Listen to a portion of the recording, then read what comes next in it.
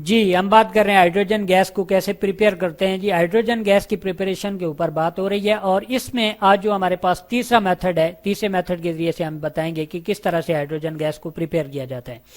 Hydrogen gas आपको पता है कि फर्स्ट जो हमारे पास ग्रुप है उसके अंदर मौजूद होती है। ये क्या है जी, हमारे पास नॉन मेटल है, ठीक है जी।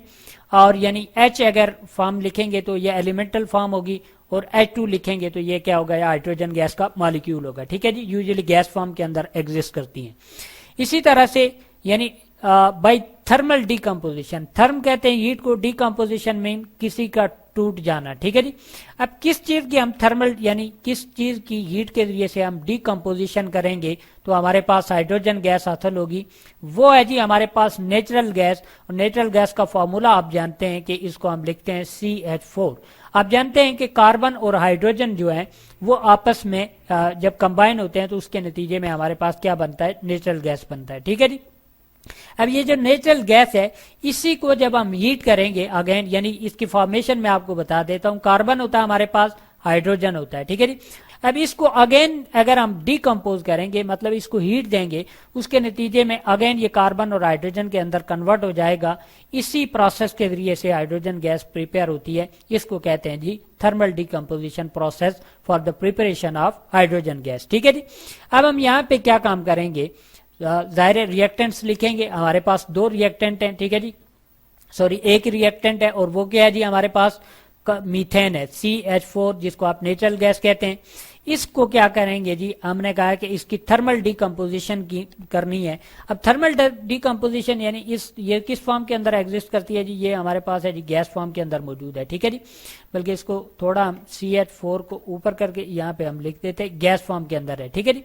अब थर्मल डिकम्पोजिशन के लिए दो जो है शराइतें, दो चीजें आपने लाजमी तौर पे करनी है, ठीक है जी। एक तो आपने उसको टेम्परेचर देना है, ठीक है जी। वो कितना देना है जी, अबाउ 700 सेल्सियस। सेल्सियस जो है टेम्परेचर को मेजर करने का यूनिट है।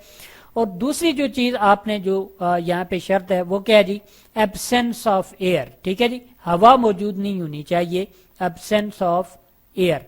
हवा की गैर मौजूदगी में आपने क्या काम करना है जी, नेचुरल गैस को हीट करना है, ठीक है जी। कितने, 700 सेल्सियस तक हीट करना है। जब आप हीट करेंगे तो इसके नतीजे में आपके पास प्रोडक्ट बनेगा और वो प्रोडक्ट क्या होगा, कार्बन आपको सॉलिड फॉर्म के अंदर मिलेगी, जबकि हाइड्रोजन जो है वो किस फॉर्म के अंदर, गैस फॉर्म के अंदर आपको मिलेगी, ठीक है जी।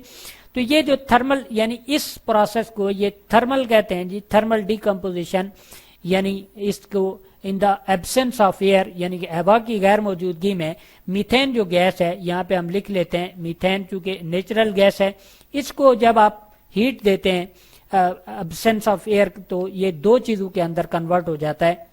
एक हमारे पास कार्बन जो कि सॉलिड फॉर्म के अंदर मौजूद होता है। अब ये जो कार्बन ब्लैक इसको भी कहते हैं, और ये जो कार्बन ब्लैक हमारे पास मौजूद होता है, ठीक है जी, ये डिफरेंट पर्पज, ये टायर के अंदर हम यूज करते हैं, पॉलिशेस के अंदर यूज करते हैं, इवन इंक्स और प्लास्टिक के अंदर भी इसको यूज करते हैं। ये तो सॉलिड फॉर्म के अंदर अलग हो जाएगा। और ये जो हाइड्रोजन गैस यहाँ पे होगी ये अब हमारे पास किस फॉर्म के अंदर, यानी प्योर फॉर्म के अंदर हमारे पास मौजूद होगी, ठीक है जी। तो इस तरह से क्या प्रिपेयर हुआ जी, इसकी डिकम्पोजिशन से हाइड्रोजन गैस प्रिपेयर हो गई। Law of conservation of mass को यहाँ पे देखते हैं। कार्बन कितनी है जी, एक है, यहाँ पे भी एक है, ठीक है जी। और हाइड्रोजन कितनी है, यहाँ पे 4 है, यहाँ पे 2 है, लिहाजा 2 का कोफिशिएंट लगाएंगे और ये law of conservation of mass, यानी जितने एटम इस साइड में है उतने एटम इस साइड में भी मौजूद हैं, ये भी फॉलो हो गया।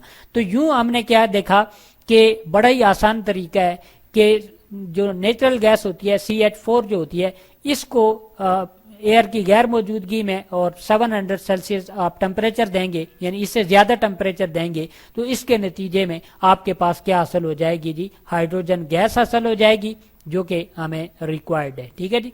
तो यूं भी हाइड्रोजन को क्या करते हैं जी, प्रिपेयर करते हैं इस मेथड के जरिए से भी।